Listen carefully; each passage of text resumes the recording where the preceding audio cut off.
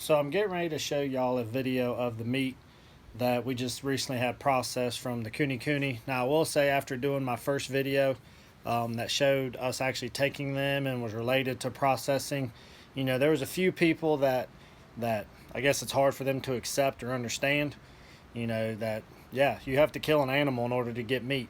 So if you don't want to watch it, I would suggest you tuning away for right now and check back with us on another topic that's more suits you. But otherwise, let's get right into this one and let you see kind of what we were able to get and kind of my thoughts on it, since this was our first time ever getting meat from this particular type of a pig. So come check this out with us.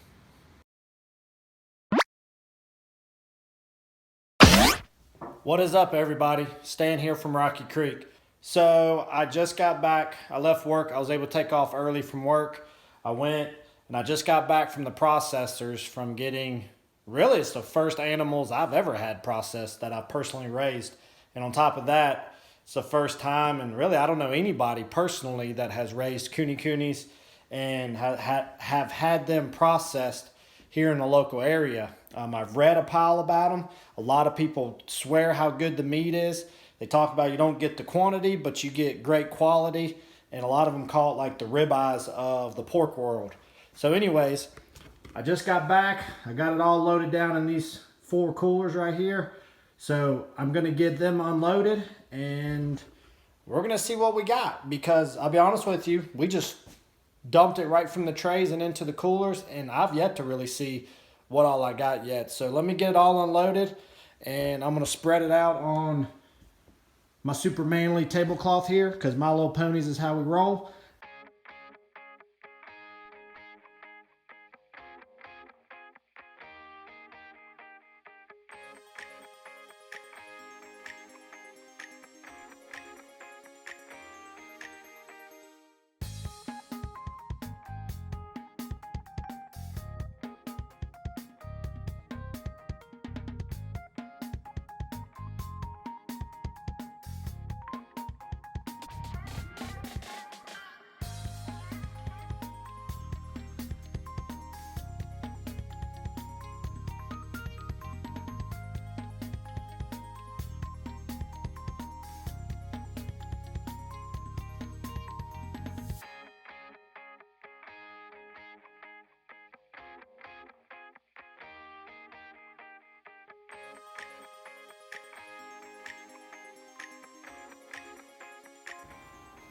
All right, guys, so that's the haul right there. That's a combination of, we got 2 big hams. That's all ground of different seasonings and different flavors. Most of this whole center area right through here is all mostly pork chops and tenderloin. We got some more chops and steaks, ham steaks, and then these are all Boston butts for the most part right here. So it's worked out pretty good. So you can see the coloring of these. It's almost like a reddish color. It's pretty neat. Good marbling on the outside. So I'm pretty excited to get to try those. But guys, check this out. This right here is the craziest thing of all of it. Look at this puppy. Look at that right there. That's gonna be bacon. And look at all that. Another great big old slab. More bacon. I bet that's probably 20 to 25 pounds, if not more, of just bacon that I'm gonna have to cure. I also have this cooler full right here. That's nothing but lard, leaf lard, and some other lards that I'm gonna render down and either use for cooking, or I will use for, I might take an attempt at making lard soap. Let me go over the weights that we got, how much poundage, and talk about that here for just a second. All right, so between the 2 pigs, looking at my paperwork, it looks like the first pig had a hanging weight of 91 pounds that I ended up getting out of that particular one.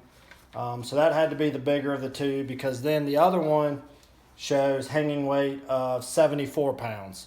So overall, I got 165 pounds back of pork. I was worried that a lot of it was going to be lard, but if I were to guess just off of how it feels and how much I got, I would guess in terms of lard, out of 165, I probably got 20 pounds in lard. So that would leave 145 pounds of actual meat that we would cook with in terms of eating like in a meal.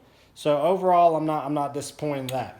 What would I do differently, if anything, next time I process? So the first thing I'm pretty sure that I would do differently would be I didn't get near as much ground as I would have anticipated. Now I do a lot of smoking and stuff, so I kind of, for this one, I wanted to get a lot of cuts and try some stuff out. But I think if I took 2 pigs for sure in the future, I think I would do the bigger of the 2 pigs, I would get all the main cuts out of. But then the second pig, that's the smaller of the pig, I really think I would just do nothing but ground out of that pig and get, 75 pounds of ground that I could use that's, purposed for any kind of meal, and it's just, real versatile. So that's the number one thing I would do. Bigger pig and big cuts, second pig, all ground, so it's more usable. So guys, I hope that helped you out. Overall, I'm very pleased with them. I think Kune Kune's is where we're going to be moving forward. And based off of what we got in return, 2 pigs is I think going to be perfectly manageable for our family that would sustain us for an entire year. So if this breeding goes successful with the new pigs we got, I'm thinking we'll keep 2 back for our family.